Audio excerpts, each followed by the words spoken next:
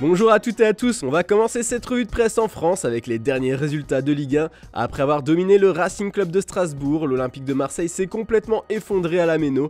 Gamero a fait chavirer le stade alsacien avec son but dans les arrêts de jeu. Strasbourg a arraché un précieux match nul 2-2. En tenant en échec l'OM, Gam Héros, comme s'amuse à l'écrire l'équipe, a plombé Marseille. Cette remontée au score n'a pas du tout plu au coach olympien et la Provence est du même avis. Quel gâchis, titre le quotidien. Je ne sais pas, ils pensaient peut-être que le match était terminé.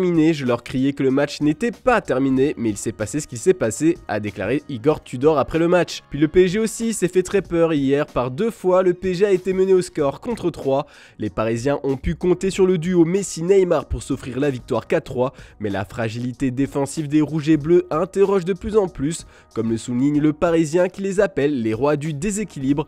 Paris a encaissé 5 buts en 2 rencontres. Du côté de la Serie A, l'Inter s'est baladé contre la Sampdoria 3-0. Une Inter Formule 3 à titre la Gazzetta dello Sport qui met bien en avant Nicolo Barella. Au classement, les Nerazzurri remontent à la 5e position pour rester dans le peloton de tête. Mais ils restent loin, très loin de l'équipe à suivre cette saison, le Napoli. Les Partenopei ont fait le spectacle au stade Maradona en battant 4-0 Sassuolo. Et ce sont encore les articles Grisha Kvaratskhelia et Osimhen qui ont brillé. Les aliens de la Juve selon le Corriere dello Sport. Enfin surtout le Nigérien qui a inscrit un triplé, son tout premier en Serie A. Naples conforte son fauteuil de leader avec provisoirement 6 points d'avance sur l'AC Milan. Plus en difficulté cette saison, la Juve s'est imposée sur le fil face à Lecce 1-0, but de la pépite du club Fagioli. Pour son premier but avec la Juve, le milieu de 21 ans fait bien évidemment la une de Tuttosport. Ça fait 3 victoires de suite en championnat pour la vieille dame qui remonte provisoirement à la 6e place. Puis tant qu'on parle d'équipe en difficulté en ce moment, rien ne va plus à Anfield. Le stade de Liverpool s'est effondré hier, tout comme les Reds qui ont été battus par Leeds 2-1. Le gardien des Peacocks, Ilan Meslier, a dégoûté les attaquants de Liverpool. L'équipe de Jürgen Klopp pointe désormais à la 9e place. Le coach allemand s'est montré très inquiet face aux journalistes après le match. Les gros ont eu le droit à leur lot de déception ce samedi. Chelsea s'est fait malmener par Brighton. Pour son retour dans son ancienne enceinte, Graham Potter s'est fait corriger 4-1. Le tacticien anglais n'a pas du tout apprécié la prestation des Londoniens, surtout les 2 buts contre son camp. Et Manchester City était tout proche d'une désillusion face à Leicester. Sans Haaland, les Citizens ont pu compter sur De Bruyne pour trouver le chemin des filets. Le meneur de jeu belge a marqué sur coup franc un véritable bijou qui a nettoyé la lucarne de Danny Ward. En Espagne et surtout à Madrid cette semaine est à oublier pour l'Atlético de Madrid. Après une élimination très décevante en Ligue des Champions, les colchoneros souhaitaient se refaire une santé samedi après-midi contre Cadiz, mais on était loin du match tranquille. Mené 2-0, l'Atlético accroche le match nul grâce à un doublé de Joao Félix en 4 minutes, tout juste avant la fin du temps réglementaire. Malheureusement pour eux, à la 99e minute, Sobrino arrache la victoire. Un scénario diabolique pour Marca qui met bien en avant l'attaquant portugais qui semblait bien seul pendant la rencontre.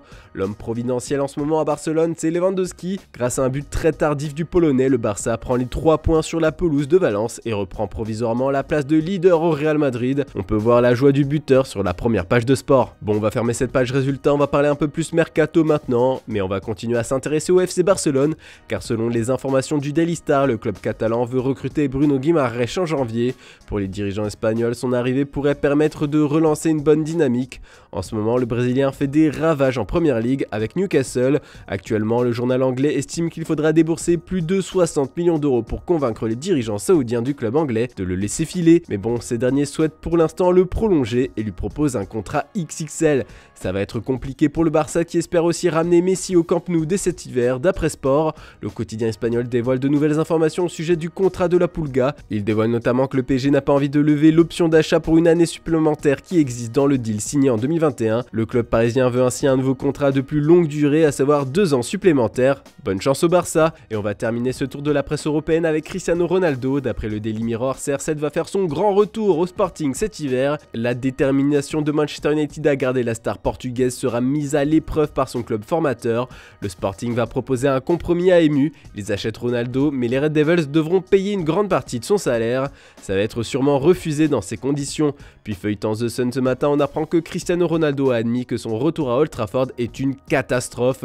L'auteur du livre Messi vs Ronaldo, qui sort mardi, rapporte aussi que CR7 pense sincèrement que le club n'avait pas évolué depuis son départ au Real Madrid en 2009. Le précieux ouvrage sur Messi et Ronaldo rapporte qu'un multimillionnaire anglais a tenté désespérément d'établir un match biennal en Europe qui opposerait l'équipe Messi à l'équipe Ronaldo et inclurait les principales stars mondiales. Les deux superstars auraient choisi leur coéquipier. Un budget d'un peu moins de 90 millions d'euros avait suscité l'intérêt des deux parties, mais rien n'a été conclu. Et si ça se faisait pour le jubilé des deux monstres? Voilà, c'est tout pour ce dimanche. On se retrouve demain matin pour une nouvelle revue de presse. N'oubliez pas le JT Foot Mercato du week-end en fin d'après-midi. Bonne journée à toutes et à tous.